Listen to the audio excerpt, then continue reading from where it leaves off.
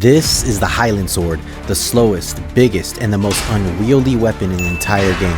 In this video, I'm going to break down the fundamentals of this weapon, how to use it effectively, how to go against fast weapons, and why I think the Highland Sword has one of the most highest skill ceilings to use in the entire game.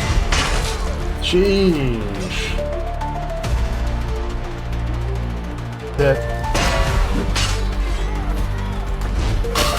Good fights.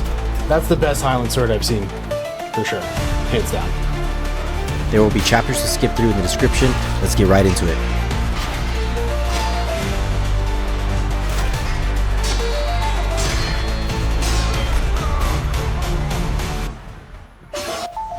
Riposte, Accels, and drags. Now I'm going to start off strong right here with like literally my number one tip here with the Highland Sword, and that's Accel riposting. Now I teamed up with Ratsy here. He streams on TikTok and Twitch. I'm going to leave it in the description. Now look here how the Highland Sword just slaps down on top of me immediately after I hit him. I think a lot of people don't realize you can do this with slow weapons like the Highland Sword. You just need to riposte, Accel downwards into them. Everyone gets caught up in the counter.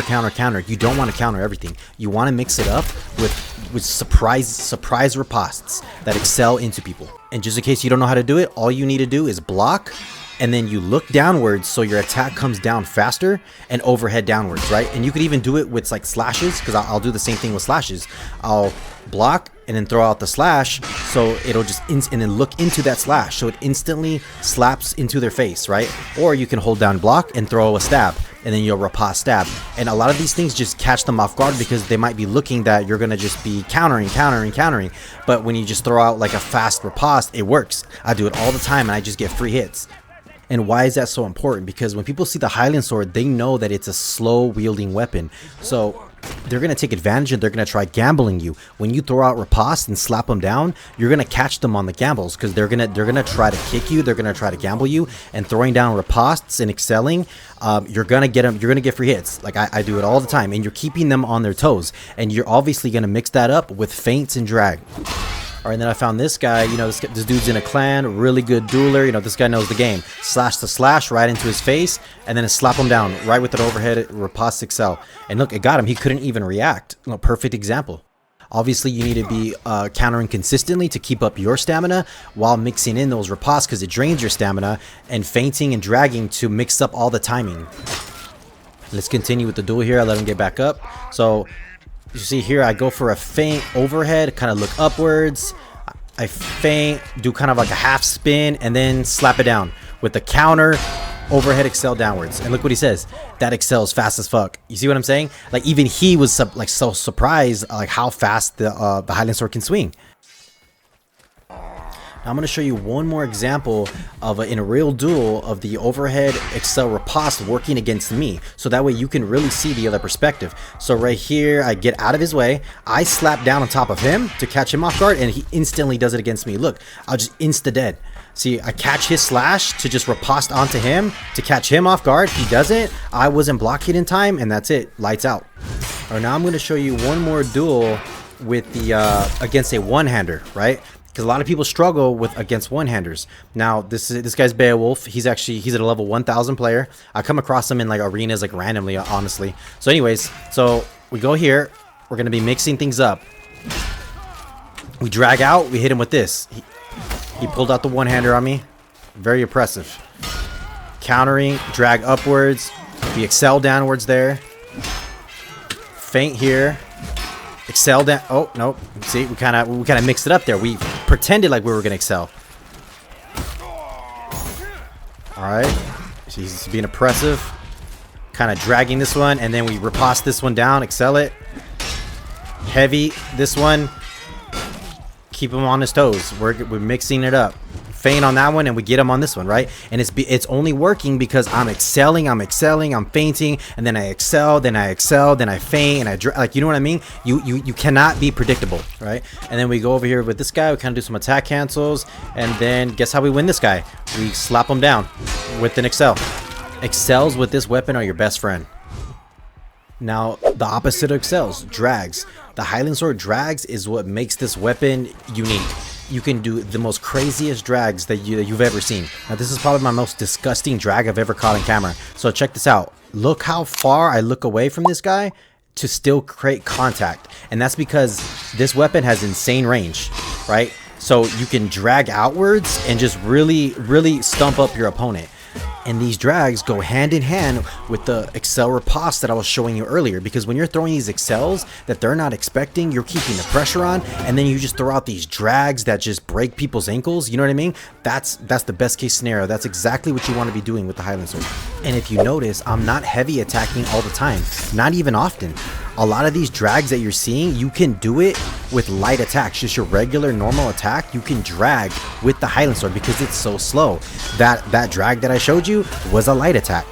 And I would argue heavy attacks, you want to use them sparingly in general, even with most weapons, but especially with the Highland because it's so slow. If you're just heavy attacking all the time, you're just giving away what you're doing. You know, you really want to do more Accels and kind of regular speed attacks, counters, and then throw out your light drags, and then every now and then throw out a drag that's heavy. And then you'll really get people and sell it. You know, a lot of new players, I'll see them with like Highland Swords and they heavy attack, heavy attack, heavy attack. And it's like, bro, I can see what you're doing. Like, I'm just gonna take advantage of you. I'm gonna get around that because all you're doing is heavy attacks, right? So keep that to a minimum. And if you don't know how to overhead drag, all you're doing is looking up, right? So that way it travels longer to reach your opponent. And even in this clip here, I do light drags. I do light attacks, right? And one of them is a double overhead. That's why it's so long in the sky, and I look upwards. And I do this overhead with the Highland Sword where you can look like kind of to the side and inwards, and you'll catch them on their heels. It's so clean. This is what it looks like from the other perspective. You see how he drags it outwards and inwards into my heels. Counters me, looks away, drags it inwards. And remember, everything I'm showing here is not just for duels. The clip I'm showing you now was earlier. It's the B-roll I'm using for this video, and it's in a TL match. Look how I look off to the side and then swing it off to the left, and it was just a light attack. So this is a perfect example. You can use all these things in TL matches and incorporate into your gameplay. It's not just for dueling. Now, swing manipulation. You could do crazy swing manipulation with the Highland Sword because how slow this thing is. Now, this goes hand in hand with the drags and Accels that I was showing earlier. It all comes together. This is Radzi showing you a move I like to do while looking down. You stab and then overhead. And as you can see, it just looks so wonky, and it works. And I always get hits like this. So right here with this real duel, I get a riposte off, and then I do the stab and overhead, and I get him with it. See, overheads, and I on purpose don't counter it, and I throw a stab riposte instead. You don't know how many times I get people on stab ripostes. I think people just don't expect it. You know, they think you're going to counter, and then you stab riposte. And then, again, I do my stab and overhead, and it just looks funky. I know it does, and I know it works, and I get people all the time. And then this is the stab overhead while dragging, looking up last second to drag around your body. This is what it looks like. So you're pretty much incorporating everything together. The drags, the little tech I was showing you while you drag outwards and inwards with the feint of the stab and overhead. It just looks funky. It works. I want to point something out here. He is blocking the entire time, and he still gets hit because this sword is a long boy. And if you do this tech where you can drag it around them, it literally can go around their block sometimes. Usually when you're closer to them. Right, so it's not all flashy. Like, this is real tech that works. And real quick, this is the B-roll footage, right? But you see, I catch him with a riposte stab, and I showed it earlier in a duel how the riposte stab sometimes gets people a lot because they're not really expecting it. It comes out so fast, and it's like so random. Like, they expect a counter, like they throw a slasher and overhead, and then you just block it and riposte it into a stab. Again, it just works for me all the time. And you know, I have other footage, but this video would be too long if I showed every single example. All right, now 360 spins. 360 spins are definitely something that's like more advanced, but they can definitely work in the heat of battle when like two good players are just going at it, and it could be really confusing. And you know, it's flashy, but it really does serve a purpose. So here I cancel twice, and then I start my slash in his face and just spin it around. Now I'm going to show you a textbook example of how Radzi does it to me. So he slashes in my face, instantly hits me, right? I counter it. I see that. And now he conditions me. The next attack, he does it again. He misses me on purpose. I throw a counter on accident because I think it's hitting me. And then he follows through with the spin. So as you can see, 360 spins can really work. It's more of an advanced thing, but it's something that can really throw off your opponent and kind of like to mix it up with just something different. And you could do it with like any weapon. But the thing I like it with the Highland Sword is because since the Highland Sword is so slow and it has all that range, you have a lot of room for error, and you could really swing that thing in a circle, you know, from all the way to Idaho to California, and it's just, you know, you can catch people right at the tip of your blade, and it's super nice and it feels good. And one more piece of 360 tech you can do is with an overhead. So you see right there, I caught his overhead, positioned my body at the same time when I blocked it, and then kind of so I can start the motion, you know, and then I just followed through with an overhead spin. Pressure and stamina damage. Now, since you're going to be excelling a lot, riposting, and putting pressure on your opponent, they're not going to counter you all the time. And the Highland Sword does a lot of damage, right? Raw damage and stamina damage, right? So it doesn't take too long if they don't counter you for them to drop their weapon. So that's obviously a plus, you know. Same thing in duels or in TO. So if they're not landing counters, you're gonna take a huge hit to their stamina and you're gonna constantly disarm them. As you can see in this free-for-all match, I'm countering when I need to. I'm smacking down Accels for the most part because everyone's faster than me. You know, everyone has a faster weapon than the Highland Sword. So I'm just constantly excelling, and then throwing a feint here and there, throwing a drag. Like this guy with the one-handed mace here. See, I'm throwing down an Accel. Right here, I drag that and I finally get him on this, right? But I'm mixing it up. You want to be unpredictable. All right, let's talk about some of the cons of this weapon. So, long recovery times. When you miss with this weapon, you're done for, right? So, like right here, I miss, and it's like you have like a 1.52 seconds and you can't do anything. Other weapons, you can put up the block much quicker. With this weapon, you can't. You got to be careful. So with long recovery times, you cannot be feinting so much either. I think a lot of new players, I see them with this, and they're feinting too many times.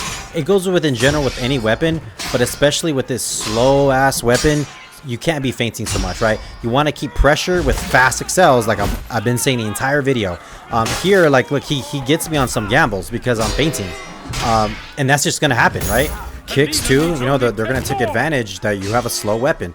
But see, I end up on top on this one. See, I keep the pressure, right? See right here, boom, he gets disarmed like I talked about earlier, and then I drag. So I'm like mixing it up with Accels, with the drags. Like I'm being unpredictable. You really need to be unpredictable with this weapon, but I say leaning more towards Accels. Don't feint too much and don't throw too many heavies. And everything that I talked about in this video, it all applies to team objective as well. You want to wield this thing like if it's a fast weapon, throw your Accels and throw your drags here and there.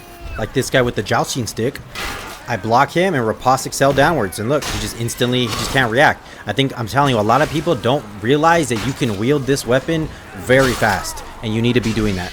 Here, using my range, cleaving everybody. You want to be cleaving, of course.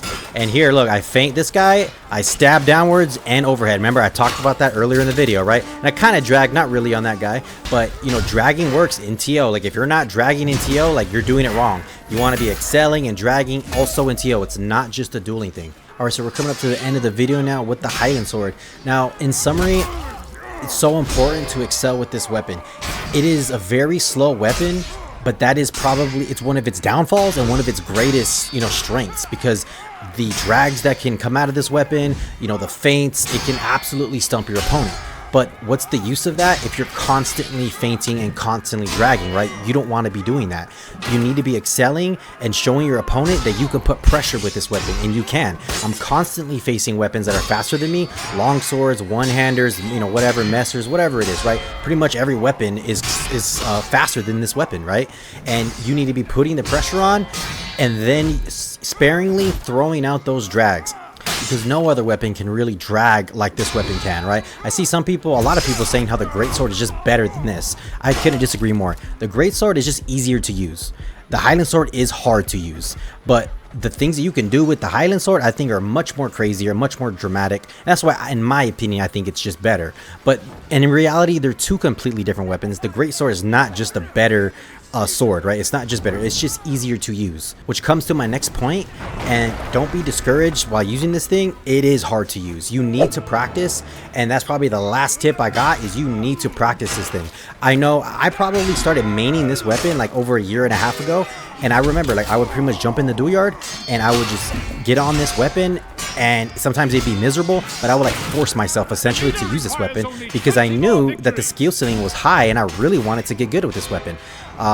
So yeah, at the end of the day, you really need to just practice and use this thing constantly, and then you'll start to get used to it, right? You'll get way more used to its downfalls, and you'll start utilizing its downfalls and its strengths, and you'll just get used to it. But you really need to put time with the weapon, and it'll start feeling natural.